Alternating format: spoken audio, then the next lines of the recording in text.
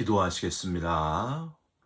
하나님 감사합니다. 오늘도 새로운 날, 새 아침을 선물로 주신 것을 감사드립니다.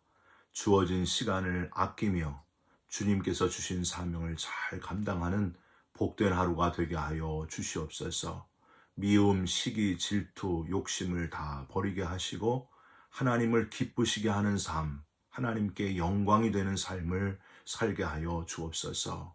염려, 걱정, 근심이 다 떠나가게 하시고 기도에 응답하시는 하나님을 경험하게 하여 주옵소서. 예수 그리스도의 이름으로 기도 올리옵나이다. 아멘.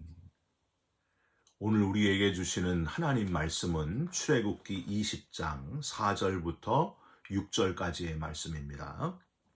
너를 위하여 새긴 우상을 만들지 말고 또 위로 하늘에 있는 것이나 아래로 땅에 있는 것이나 땅 아래 물속에 있는 것의 어떤 형상도 만들지 말며 그것들에게 절하지 말며 그것들을 섬기지 말라.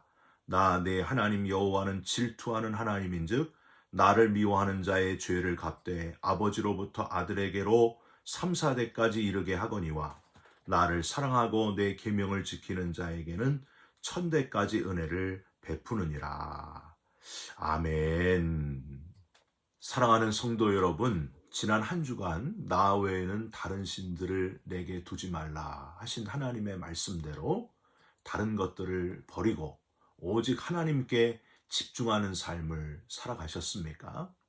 가장 귀한 보석 같은 독생자를 주시고 십자가에서 죽게 하심으로 우리를 구원하신 그 하나님의 엄청난 사랑, 우리를 다른 그 무엇보다도 천하보다도 더 사랑하신 하나님께 감사하면서 평생 동안 하나님 외에는 다른 것들을 마음에 두지 않는 그런 삶을 살아가시기를 주님의 이름으로 부탁드립니다. 여러분, 세상에서 가장 귀한 송곳니를 알고 계십니까? 네, 잘 보이지는 않는데 인도의 4억 불교도들이 세상에서 가장 거룩한 성물이라고 여기는 부처 석가모니의 송곳니입니다. 5mm가량의 퇴삭해가지고 지저분해진 송곳니, 이 송곳니는 주전 543년 석가모니의 화장터에서 얻은 것으로 800년 후에 실론 섬으로 옮겨졌습니다. 지금 이 송곳니는 실론 칸디에 있는 이빨 성전의 황금 연꽃 위에 놓여져 있습니다. 해마다 각국의 수십만 불교도들이 이 송곳니를 보기 위해서 모여들고 있고요. 황금, 은, 그리고 각종 보석과 많은 예물을 여기에 바치고 있다고 합니다. 여러분, 이 얼마나 웃지 못할 모습입니까? 또 오른쪽에 있는 그림은요, 세상에서 가장 비싼 문짝, 순금으로 만든 문입니다. 인도의 푸나와 가까운 곳에 있는 프렌드할의 성문의 문이고요. 1920년 이곳에 성문을 세우려고 한 페라르의 왕은 기술자들로부터 이곳은 땅이 물러가지고 어떤 건물만 지어도 곧 가라앉을 것이다, 이런 보고를 받고요. 왕은 궁리하다가 황금으로 집안을 단단히 만들자 하고 그 위에 문을 세우면 되지 않겠냐. 10.5평방미터, 깊이 3.6m의 큰 구덩이 둘을 팠고요. 거기다가 37,500파운드, 지금의 약 1,575만 불어치의 금덩어리를 거기다 묻고 성문을 세웠다고 하는 거예요. 문이 금인데 그 밑에 저장되어 있는 금은 천문학적인 숫자라고 하는 겁니다. 여러분, 왜 세상 사람들은요 이렇게 아무 쓸모없는 일을 하는 걸까요? 송곳니는 음식 잘 씹으라고 있는 것이고 문은 사람들 왔다 갔다 하라고 있는 게 만든 게 문이잖아요. 근데 왜 그걸 다른 용도로 쓰고 있는 걸까요? 오늘은 두 번째 계명, 10계명 중에서 가장 긴 계명 4절, 5절, 6절 3절이나 할애하고 있는 우상 숭배하지 말아라, 만들지 말아라, 섬기지 말아라 하는 그 계명을 함께 여러분과 나누려고 합니다. 여러분, 왜 10계명 중에 유독 이 두 번째 계명만 이리도 길까? 다른 절에 비해서 3배나 길까? 혹시 여러분 생각해 보셨습니까? 이유가 있습니다. 중고등학교 선생님이 시험을 앞두고 50분 수업을 하면서 유독 길게 뭔가를 설명하실 때가 있습니다. 왜죠? 중요하기 때문이고요. 곧 있게 될 시험에 꼭 나오는 문제이기 때문입니다. 학생들 모두 다 한 명도 빠짐없이 다 이것만은 꼭 맞추기를 원하기 때문에 그렇게 길게 강조하시는 겁니다. 그런데 공부를 잘하는 아이들은요, 아주 금방 알아차려요. 아, 저게 시험에 나오는 거구나. 그런데 양갓집 자녀들은 성적이 뒤에서 1, 2등을 다투는 양갓집 자녀, 수미양가, 양갓집 자녀들은요, 뭐 길게 설명을 하든지 짧게 설명을 하든지 관심이 없어요. 곧 수업 끝나고 도시락 까먹는 데만 관심이 많아요. 여러분, 하나님은 세상에 지으신 모든 사람들이 한 사람도 빠짐없이 이것만은 꼭 알기를 바라시면서 두 번째 계명을 주시며 강조하신 겁니다. 우상을 만들지 말아라. 아무 쓸모없는 일을 하지 말아라. 헛된 일을 하지 말아라. 여러분, 이 하나님의 마음을 잘 헤아리시면서 이 두 번째 계명을 우리 주위의 모든 영혼에게 한 사람도 빠짐없이 열심히 전하는 저와 여러분들이 됐으면 좋겠습니다.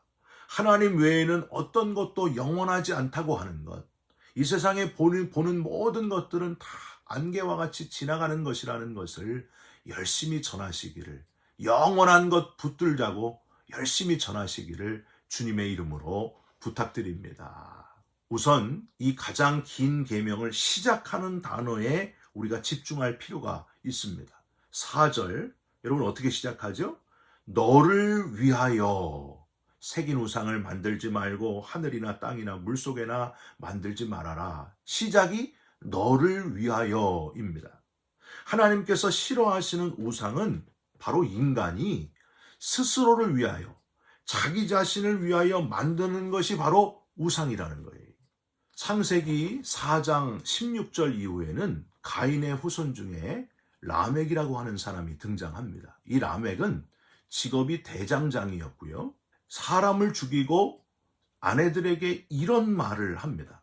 라멕이 아내들에게 이르되 아다와 실라여 내 목소리를 들으라. 라멕의 아내들이여 내 말을 들으라. 나의 상처로 말미암아 내가 사람을 죽였고 나의 상함으로 말미암아 소년을 죽였도다. 가인을 위하여는 벌이 7배일진데 라멕을 위하여는 77배이리로다. 여러분, 라멕은요 철저하게 모든 시선이 자기 자신에게 맞춰져 있었습니다.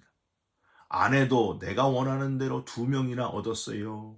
내가 나를 위하여 내가 하고 싶은 대로 내 말을 들으라. 모든 시선이 자기에게 맞춰져 있었다는 거예요. 내 인생은 내 거다. 나 자신만을 위해서 살았던 사람. 그러니까 내가 하고 싶은 대로 사람을 죽이고요. 하나님이 있으면 나와보라 그래. 그러면서 막 하나님을 저주했다는 거예요. 그래서 가인에게 7배 벌 주었다고? 나에게는 그럼 벌이 77배를 주겠네. 어디 있으면 나와보라 그래. 그러면서 하나님을 비난했다. 라멕의 삶은 철저하게 하나님을 우습게 여기는 내가 기준인 삶, 그게 바로 우상숭배였다는 거예요. 여러분, 우리가 잘 아는 노아를 생각해 보십시오. 노아가 방주를 지을 때에 무려 120년 동안이나 방주를 지었습니다. 노아의 시선은 철저하게 하나님께 맞춰져 있었어요. 하나님의 명령, 하나님의 뜻에 순종하는 것이 노아의 목표였습니다. 나를 위한 게 아니고 하나님을 위하여 하나님의 뜻에 순종했던 사람. 노아는 누가 뭐라고 하건 방주를 열심히 만듭니다. 사람들이 치매라고 정신병자라고 놀릴지라도 노아의 관심은 하나님을 위하여 하나님께 온 관심을 집중했다고 하는 거예요. 참 신기한 것은요, 하나님께서 명한 대로 자기를 위해서가 아니라 하나님을 위하여 열심히 일을 했는데 결국은 그게 바로 자기를 위한 일이 되었다. 하나님을 위하여 일했는데 나를 위하여 하는 일이 되게 만드시는 하나님을 경험하게 됩니다. 노아는 방주의 문을 닫고 엄청난 비를 보게 될 때에, 그리고 방주에서 나와서 새 땅을 밟게 될 때에 이 사실을 깨닫게 됩니다. 하나님을 위해서 열심히 일했더니 그게 바로 나에게 가장 좋은 일이 되었구나. 이걸 깨닫게 됩니다. 여러분, 하나님이 너를 위하여 우상을 만들지 말라 하신 이유를 아시겠습니까? 우리는요, 교회 일 할 때도요, 이 일이 나를 위하여 하는 건지 하나님을 위하여 하고 있는지 이걸 고민해 봐야 돼요. 나를 위하여 하는 일은요, 오래 가지 못합니다. 내가 하고 싶은 것, 내가 하기 편한 것, 그런 거 하면은 해다가 지친다는 거예요. 받은 은혜로 인하여 하나님께서 나를 구원하신 그 감격 때문에 거기에 감사하면서 뭐든지 하겠습니다. 열심히 일하는 사람은요, 일을 하면서도 은혜가 되고 지치지를 않습니다. 받은 은혜가 너무 크기 때문입니다. 여러분, 바라기는 받은 은혜로 일하는, 하나님의 영광을 위하여 뛰는, 나를 위하여 하다가 지치지 마시고 하나님의 영광을 위하여 달려가는, 열심히 땀 흘리는 저와 여러분들이 되시기를 주님의 이름으로 부탁드립니다. 두 번째로, 이 긴 제2계명은 하나님은 눈에 보이지 않는 영이시다 하는 것을 깨닫게 하기 위한 계명이었습니다. 이 10계명 바로 뒤 출애굽기 20장 23절에는요, 제단에 관한 법을 말씀하시는데 이렇게 되어 있습니다. 너희는 나를 비겨서 은으로나 금으로나 너희를 위하여 신상을 만들지 말고, 여기서 나를 비겨서, 이게 중요한데 히브리어로는 이티라고 발음합니다. 하나님의 형체, 하나님은 이렇다 하는 우상을 만들지 말아라, 그 뜻이에요. 아니, 세상에 여호와 하나님의 우상을 만드는 이상한 사람이 있는가 반문하시는 분이 있는 것 같은데 진짜 있었습니다. 출애굽기 32장에 시내산에 10계명을 받으러 간 모세가 소식이 없으니까 이스라엘 백성들이 뭘 만들어요? 아론을 부추겨 가지고 아론이 모든 금부치를 가져다가 금송아지를 만들잖아요. 그 금송아지, 그게 바로 하나님을 형상화한, 하나님을 형체로 만든 우상이었다고 하는 거예요. 모세는 이 형체가 된, 형상화된 금송아지로 된 하나님을 보고, 형상화된 하나님을 보고 화가 나서 10계명도 깨트려 버리고 그 금송아지를 다 부셔버립니다. 여러분, 하나님은요, 형체를 지니지 않는 영이십니다. 형체를 가졌다는 것 자체가 시간과 공간의 지배를 받는다는 거예요. 근데 하나님은 시간과 공간의 지배를 받지 않으십니다. 그래서 형체가 없는 거예요. 불상이나 불화 중에서 여러분, 팔이 많이 달린 부처님 그런 형상이나 그림, 또 눈이 많이 달린 부처님 형상이나 그림을 보신 분들이 많이 있을 겁니다. 팔이 많다는 것은 온 인류를 도울 수 있는 손이 많다, 그런 뜻이고요. 눈이 많다는 것은 세상 모두를 볼 수 있기에 눈이 많다 하는 건데, 여러분, 부처님 얼굴에 눈을 1000개 그린다고 생각해 봅시다. 이 땅에 인류가 80억이나 되는데 여러분, 그 눈으로 다 볼 수 있겠어요? 한계가 있다는 거예요. 또 부처님 팔에 이 손을 수백 개를 붙였다고 합시다. 여러분, 그 수백 개의 손과 팔로 세상에 이 많은 사람들을 돌볼 수 있겠어요? 불가능해요. 그러니까 한계가 있다는 거예요. 하나님은 다릅니다. 하나님은 형상이 없는 영이시기에 온 우주를 주관하실 수 있고 우리 한 사람 한 사람을 개별적으로 만나실 수 있다 하는 사실입니다. 여러분, 감사하시길 바랍니다. 신나지 않습니까? 전깃불과 태양을 한번 비교해 보세요. 여러분, 전깃불은 시간과 공간의 제한을 받잖아요. 전기가 공급돼야 불이 들어오는 거 아니에요? 그런데 태양은 어떻습니까? 시간과 공간의 제한을 받지 않습니다. 태양은 세계 어느 곳이든지 어느 시간이든지 제한을 받지 않습니다. 하나님은 전깃불이 아닌 태양과 같은 분이라는 사실, 영이신 하나님이라는 사실을 기억하시길 바랍니다. 이렇게 하나님은 형체가 없는 영이신데 너희는 왜 자꾸 나를 어떤 형체가 있는 제한적인 존재로, 금송아지로 혹은 장대에 달린 뱀으로, 눈에 보이는 뭔가로 나를 만들고자 하느냐? 너희는 나를 본고로 믿느냐? 보지 않고 믿는 자는 복되도다 하셨습니다. 보이지 않아도 영이신 하나님을 믿으라. 이게 바로 하나님의 속마음이었다고 하는 거예요. 여러분, 하나님이 눈에 보이지 않아서 답답할 때가 많습니까? 그럼에도 불구하고 영이신 하나님이심을 기억하시면서 하나님을 의지하고 영원하신 하나님을 믿으시기를 바랍니다. 감사한 거는요, 그 영이신 하나님이 우리를 이 땅에서는 잠깐 형상이 있는 존재로 그렇게 존재하지만 죽음 이후에는 우리를 행한 대로 심판하시고 그 다음에 영원히 거하시는 하나님처럼 영의 존재로, 죽음이 없는 존재, 형체가 없는 존재, 부활의 존재가 되게 하신다는 사실이에요. 할렐루야. 여러분, 이게 얼마나 신나는 일입니까? 지금은 형체가 있고 제한이 있어서 아프기도 하고 괴롭기도 하고 슬픈 일도 너무 많습니다. 그런데 우리를 부활의 존재로, 영의 존재로 만드신 하나님, 소망을 잃지 마시고 눈에 보이지 않는 영의 세계, 그때를 준비하면서 살아가시기를 주님의 이름으로 부탁드립니다. 마지막으로 하나님은 자신을 질투하시는 하나님이시라고 하시면서 우리와 깊이 교제하기를 원하시는 하나님이심을 이 제2계명을 통해서 강조하셨습니다. 오늘 본문 5절과 6절입니다. 5절, 그것들에게 절하지 말며 그것들을 섬기지 말라. 나 내 하나님 여호와는 질투하는 하나님인즉, 1인칭과 2인칭 표현을 쓰시면서 관계를 강조하시고요. 노골적으로 나 아니라 다른 데 관심 가지면 그냥 두지 않는다. 이런 표현을 지금 하시는 거예요. 나를 미워하는 자의 죄를 갚되 아버지로부터 아들에게까지 3, 4대까지 이르게 하거니와 6절, 나를 사랑하고 내 계명을 지키는 자에게는 1000대까지 은혜를 베푸느니라.